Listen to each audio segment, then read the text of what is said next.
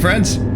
So last week I got back to Area 27 in the interior BC for the first time since my first time in 2022. But that time was in the S2000 and now it's the GT4, so a bit of a different experience. Also different in that last time it was April and this time it was 40 degrees Celsius outside. For my American friends, that's approximately 100 million freedom degrees. So the car didn't love that, and it probably didn't help that I kept the AC on most of the time, but at least that helped me love it a little bit more. Since it takes most of the day to get out there, I booked a triple header to get the most out of it. So to start, here is my best session from the first day. In the morning, I did that 218.2, you can see as the reference lap at the top there. Basically was just getting up to speed and relearning the track at that point. In the afternoon it did get quite a bit hotter, so basically I was trying to erase my mistakes faster than the heat erased my pace. So let's see how I did. This first corner is really fun. I like to dive in early and use that compression to get most of the turning done in the middle there.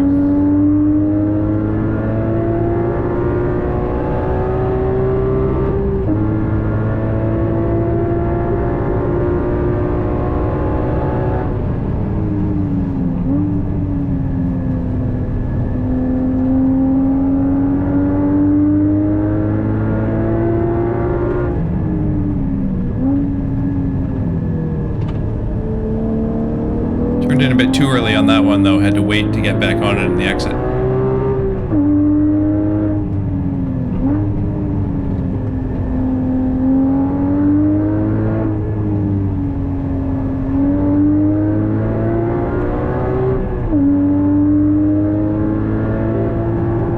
I love the amount of speed you can carry through this corner because of the way it hits the hill there. And actually this next sequence as well, slow down a little bit for the first apex here, but then as you hit that compression again, you can just carve out. There's a bunch of really fun sequences like that on this track actually, and the opposite as well, some interesting crests. Didn't get a great exit that time though, starting to lose my delta.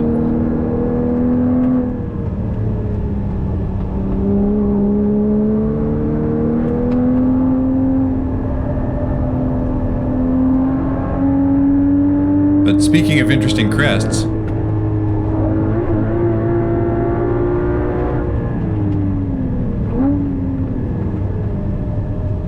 turned in a bit early again, but it'll work well enough.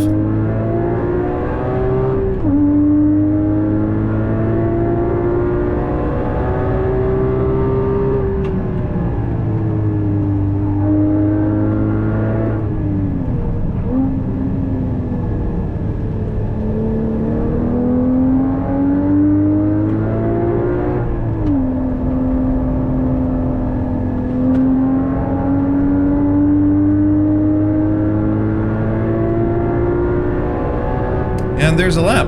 If you squint above my right thumb there, you can see that was at 39 degrees ambient temperature, or yeah, about 100 Fahrenheit, so very, very hot. Not a bad lap for the first day, I thought, especially in those temperatures. Although you could tell from the way the delta went up and down, and just from how I turned in too early for some of those corners, that there was definitely more to be had, and I was hoping to capture some of that the next day, which is right here.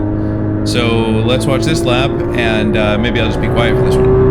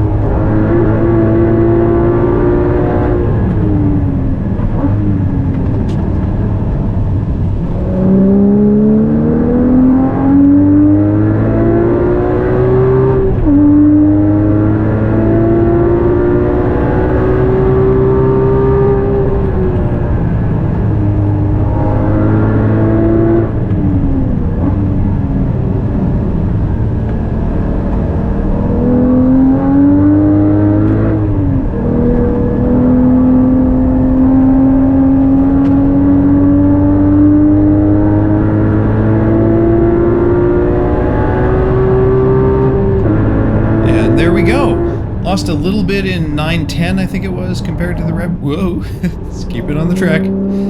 Just because we're on a cool down lap doesn't mean we can drive away. Yeah, lost a little bit in 910, I think, compared to the reference lap, but aside from that, cleaned things up a bit, and, you know, the slightly lower temperature and corresponding higher grip in the morning probably helped. But down into the 16s, and we've got the rest of the day, and theoretically another day after that ahead of us, but let's see how that goes. So that was not too bad, down to a 16.7. There's definitely more in it, but whether there is today, I'm not so sure because the temperatures are very rapidly rising, but we'll see.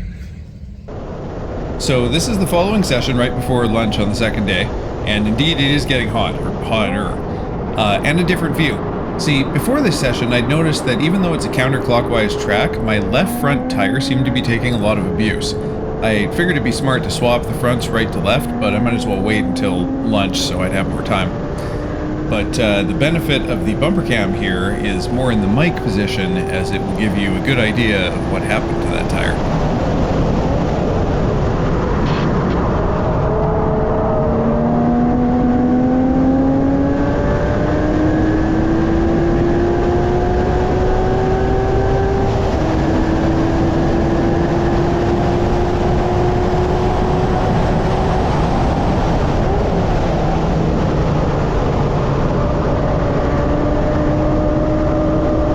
Tires may be crying, but I'm like half a second up on my previous lap here.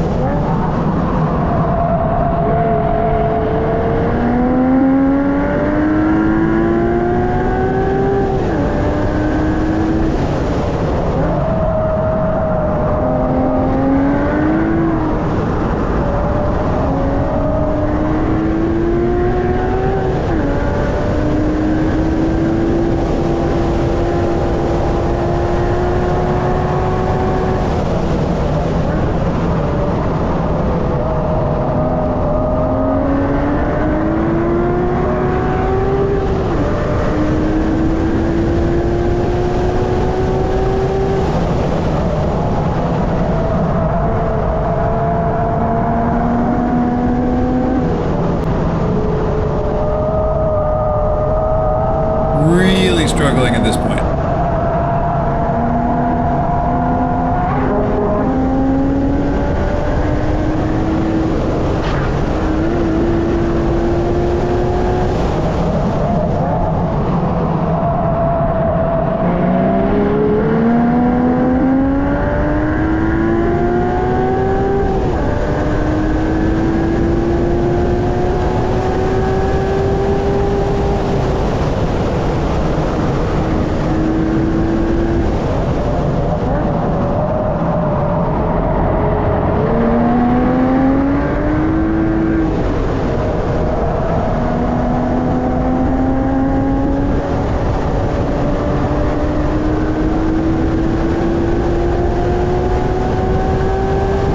So yeah, the tires kind of gave up mid-lap, but I was still able to shave a few tenths in the last few corners there. That unintentional four-wheel drift through 14 was actually kind of fast.